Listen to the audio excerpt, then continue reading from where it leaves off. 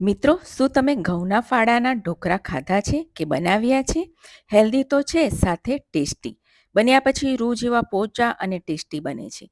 જો તમે આજ સુધી બનાવ્યા નથી ને તો મારી આ રેસીપીથી બનાવજો. એકદમ હેલ્ધી બનશે અને તમારા ફેવરેટ પણ બની જશે. તો જય શ્રી કૃષ્ણ મિત્રો, હું છું કલ્પના. તો ચાલો બનાવવાની શરૂઆત કરી લઈએ. અહીં મેં 1 કપ ઘઉંના ફાડા લીધા છે, જેને આપણે લાપસી કહીએ છીએ. મોટા ફાડા લેવાના છે. એને એક બાઉલમાં લઈ લઈશું અને ત્યારબાદ એને પાણીથી ધોઈ લેવાના છે. 2 થી 3 પાણીથી આપણે સરસ ધોઈ લઈશું. ધોવાઈ જાય એટલે એમાં અડધો કપ ખાટું દહીં નાખવાનું છે અને એને મિક્સ કરીને ઢાંકીને આપણે 20 મિનિટ માટે રાખી દઈશું. આ પ્રોસેસ કરવી ખૂબ જ જરૂરી છે. 20 મિનિટ પછી તમે જોઈ શકો છો ફાડા થોડા ફૂલી ગયા અને પોચા પણ થઈ ગયા છે. હવે એક મિક્સર બાઉલ લઈ લઈશું અને એમાં આપણે પલાળેલા બધા જ ફાડા લઈ લઈશું.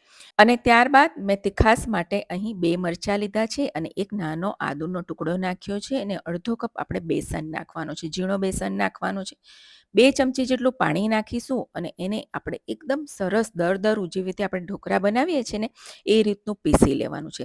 ધ્યાન રાખવાનું છે કે ફાડા આખા ના રહે. જુઓ, આ રીતનું આપણું ખીરું હોવું જોઈએ. જેમ આપણે રવાના ઢોકળા બનાવીએ છીએ ને એ રીતનું હોવું જોઈએ. એને આપણે એક બાઉલમાં કાઢી લઈશું અને એમાં હવે સ્વાદ મુજબ મીઠું નાખીશું ને 5 ચમચી આપણે હળદર નાખીશું કલર માટે. ત્યારબાદ 5 થી 6 મીઠા લીમડાના પાન એકદમ ઝીણા ઝીણા સમારીને અને 2 ચમચી લીલા ધાણા નાખીશું અને મિક્સ કરી લઈશું. 1 મોટી ચમચી તેલ નાખીશું અને મિક્સ કરી લઈશું.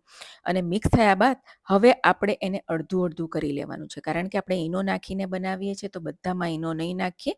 હવે જે થાળીમાં ઢોકળા બનાવવાના છે એને આપણે તેલથી ગ્રીસ કરી રાખીશું અને સાથે મેં કઢાઈમાં કાઠો મૂકી લીધો છે. પાણી પણ ગરમ કરવા મૂકી દીધું છે. હવે ખીરામાં આપણે 1 નાની ચમચી ઈનો નાખીશું અને થોડું પાણી નાખીને બરાબર મિક્સ કરી નાખીશું.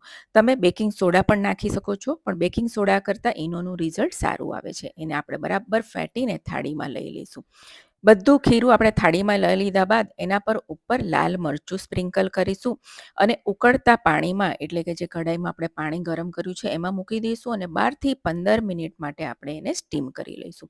જુઓ મિત્રો, 15 મિનિટ થઈ ગઈ છે અને ચપ્પુ નાખીને ચેક કરી લઈશું. પરફેક્ટ આપણા સરસ બફાઈ ગયા છે. એને સાઈડમાં રાખી દઈએ. હવે વઘાર કરવા માટે એક પેનમાં 2 મોટી ચમચી તેલ નાખીશું, 1 નાની ચમચી રાઈ નાખીશું, 5 થી 6 મીઠા લીમડાના પાન નાખીશું, 1 મરચું આ રીતે ગોળ સમારીને નાખીશું, 5 ચમચી હિંગ નાખીશું અને વઘાર સરસ આપણો થઈ જાય ત્યારબાદ 1 મોટી ચમચી તલ નાખીશું અને વઘારને આપણે સાઈડમાં રાખી લઈશું. હવે આપણા ઢોકળા બી ઠંડા થઈ ગયા છે. એને કટ કરી લઈશું. તમે વઘાર કર્યા વગર ફક્ત ઉપર તેલ લગાવીને પણ ખાઈ શકો છો. અને હવે જુઓ, વઘાર બધો જ આપણા ઢોકળા પર સ્પ્રેડ કરી દેવાનો છે. આ ઢોકળા તમે ખાશો ને તો તમને એવું લાગે જ નહીં કે આ ફાડામાંથી બનાવ્યા છે. ઉપર લીલા ધાણા ભભરાવીશું અને ઢોકળાને આપણે કટ કરેલા છે એને આપણે કાઢી લઈશું. તમે જોઈ શકો છો એકદમ સરસથી નીકળી જાય છે અને જુઓ, એકદમ સોફ્ટ અને એકદમ જાળીદાર બન્યા છે. જે રીતે તમે લાઈવ ઢોકળા ખાતા હોય ને એવા જ લાગશે.